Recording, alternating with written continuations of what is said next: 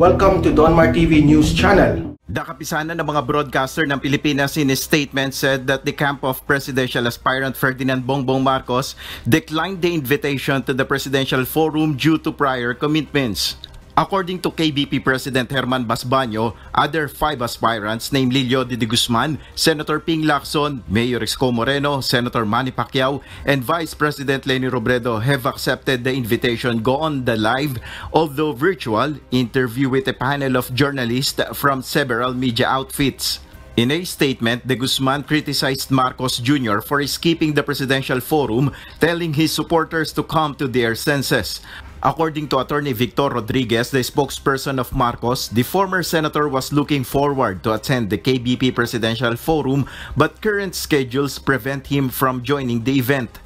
He said they are looking forward to engaging with similar KBP initiatives in the future. Vice President Leni Robredo led the turnover of more than 500 antigen test kits to local government officials of Guagua, Pampanga. Robredo also met her supporters in the province. Meanwhile, Manila Mayor Isko Moreno led the commemoration of 77th anniversary of Battle of Manila. Moreno compared the World War in 1945 to the current pandemic situation. The situation at present may be different from that during the war, but the challenges are the same. We are right now in the middle of the global pandemic. Other presidential aspirants have no reported activities. Ay, magandang hapon po. Magandang hapon. So, anyway, makipagkwentuhan lang po sa inyo.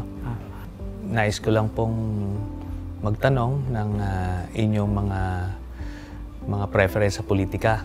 No? Sino po ba ang napupusuan yung iboto na pagka-presidente? Para sa akin, sana si Bongbong. Pero sa ngayon po, sir, wala pa akong idea kung yung kanyang plataforma. Thank you, Levy. Ikaw po, ma'am. Ako po, gusto ko talaga si Bongbong. Kasi gusto ko rin malinis din yung pangalan niya. Sa 30 years na sa ngayon ng mga presidente, wala yatang nagawa. Tinatapos lang lahat ng plano ni Marcos. So, yan po ba nakaukit na sa bato yung choice niya? Ko po. Opo, o may puwang pa na... May puwang pa rin po. Kasi ang gawain ng anak, hindi gawain ng tatay. Di ba po? Duncan. Ganda ng pangalan mo, Duncan. Bongbong din po ako eh. Itanong ko lang, base sa pagkakaalam niyo kay Bongbong, ano bang alam niyo sa work experience ni Bongbong? Siguro po nakikita niya na yung ginagawang tatay. Sanay na siya sa mga tao na tumulong, ganyan. Kung meron man nakikita siya na kakaiba, hindi gawain ng ama niya yon. May mga sagalamay. O, di kaya, may nagsisira lang. Alam ko mabait si Marcos po eh. Marcos the father or? Father po. Father. Pero itong si Bongbong? Ganon din po siya, pero meron din siyang something na talagang batas ay batas. Ikaw naman, Duncan. Opo, kasi nakadepende talaga dun sa ama niya.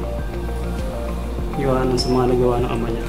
Magbabaka sakali po ako na baka madagdagan niya yung mga nagawa ng ama niya. Kumbaga, itong mga sinasabi niyo kanina, ito yung sa tatay na maaring gagawin nung anak.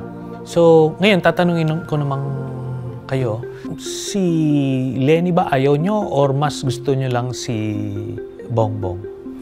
Sir, para sa akin, si Leni, hindi pa siya masyadong na So, hindi mo naman ayaw? Hindi naman ayaw. Parang mas napupusuan mo lang si Bongbong? Si Bongbong. Kasi siguro malalaman ko na lang kasi pag tapat-tapat siya, mag-debate, doon natin malalaman kung sino yun. Kasi nalalaman sa mga pagpamamalakad. Kayo po, ma'am? Medyo hilaw. Medyo hilaw? Oo. At saka lagi siya pakumpara. Ang isang leader, hindi yung nangungumpara at hindi rin naglaging sinasambit yung pagkakamali, lagi yung mali. Sa ngayon ko rin pa sa internet, mga sinasabi niya, puro pagnanakaw. Laging bukang bibig niya sa... Doon ako kung sino talaga yung magnanakaw para sa akin. So, hindi po kayo naniniwala dun sa korte ng US na magpresenta ng iba't ibang ebidensya ng mga nakuha nila sa ating bayan, mga gano'n. Hindi ako naniniwala. Yun nga, dahil bunga ng mga nakuha niyong impormasyon. So, ikaw naman, Duncan. Hindi po talaga ako na-satisfied sa mga, kasi galing na po siya sa DC. Hindi ko po talaga nakita yung mga nagawa. Pero kung, kunyari, ako si VP Lenny ngayon, tapos pakita ko sa iyo, ito yung actually mga proyekto, ito yung mga natulungan kong mga nasa laylayan, ito yung mga programang ginawa ko. Pag nakita mo, bubukas ba yung isipan mo? Actually sir, depende pa rin po yan sa sa mga nakatanggap ng programa na yan eh. Ito naman, para lang in defense naman kay VP Lenny, no?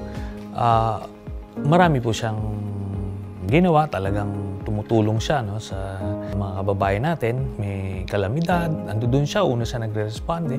Tapos may programa siya yung tinatawag na Angat Buhay. Nakakalap siya ng pondo sa private sector, nakapagbigay siya ng pabahay sa iba't ibang mga mahihirap, ano, saka mga negosyo. At ito, ginawa niya yun na hindi siya yung normal na politiko na kailangan binabandera. So, yun naman na nagustuhan ko sa kanya. Kasi totoong tao, mahalaga din sa akin yun na binigyan siya ng kapangyarihan, hindi siya nag-abuso, hindi rin siya nagnakaw.